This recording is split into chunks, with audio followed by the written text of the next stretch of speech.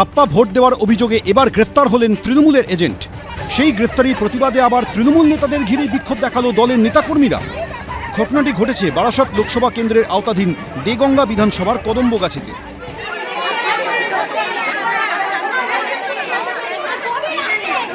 এদিকে যে বুথে ছাপ্পা দেওয়ার অভিযোগ উঠেছে সেই বুথেই সোমবার পুনর্নির্বাচনের নির্দেশ দিল কমিশন। তাকে ভোটের দিনই অ্যারেস্ট করা হলো, যে বুথের ভেতর ছিল সে কমপ্লিট হয়ে গেছে ভোট।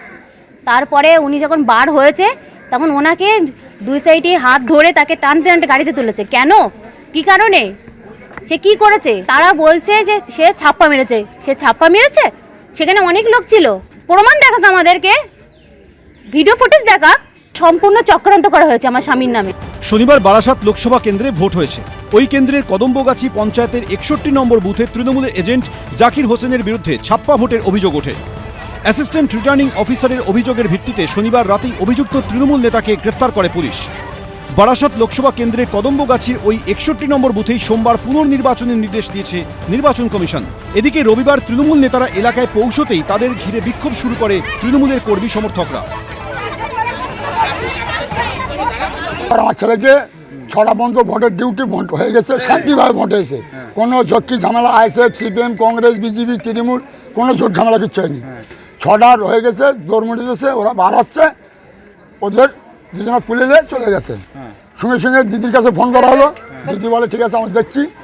স্যার আসলে স্যারের কাছে ফোন করলো, বলে 9টার মধ্যে ছেড়ে দিচ্ছি। কাল থেকে এই পর্যন্ত ছাড়ছে না। উত্তেজনার খবর পেয়ে ঘটনাস্থলে পৌঁছয় বিশাল পুলিশ বাহিনী। এইটা কিন্তু প্রিজাইডিং অফিসারের রিপোর্ট অনুযায়ী তাদেরকে অ্যারেস্ট করেছে পুলিশ, যা বললো। এখানে পাবলিক কোনো অ্যারেস্ট আপত্তি করেনি, কেউ কোনো অভিযোগ করেনি। তৃণমূল রিগিং ছাপ্পা করতে গিয়ে দুজন তৃণমূলের হারমাত বাহিনী গ্রেপ্তার হয়েছে। আগে আমরা জানতাম তৃণমূল কংগ্রেস চাল চুরি করত, কয়লা চুরি করত, গরু চুরি করত, ত্রিপল চুরি করত, শিক্ষা চুরি করত, মেধা চুরি করত। এখন নতুন করে দেখছি তৃণমূল কংগ্রেস ভোট চুরি করছে। ওই বুথে পুনর্নির্বাচন হবে। রবিবার ছাপ্পা ভোটের অভিযোগে ধৃত তৃণমূল নেতাকে 14 দিনের জেল হেফাজতের নির্দেশ দিয়েছে বারাসত আদালত।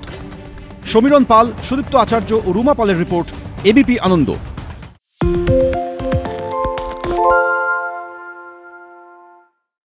সত্য অন্তহীন, সত্যের খোঁজও তাই, সত্য সন্ধানে তাই আমরা অক্লান্ত, অকুতভয়। এবিপি আনন্দ নতুন ভাবনার প্রতীক, যা মনে মুক্ত, তথ্যে যুক্ত এবং যাবতীয় সীমানার বাঁধন থেকে মুক্ত। সীমা না শব্দটির মধ্যে লুকিয়ে আছে মানা শব্দটি, যেন চোখ রাঙানি এক অদৃশ্য বেড়াজাল, যা আটকে রাখে আমাদের এক ছোট্ট গণ্ডির মধ্যে। একমাত্র সঠিক খবরই গড়ে তুলবে এক মুক্ত সমাজ। সেই জগৎ গড়ার লক্ষ্যে কোনো সীমানার ঠুকুটি আমরা মানব না। এবিপি আনন্দ এগিয়ে থাকে, এগিয়ে রাখে।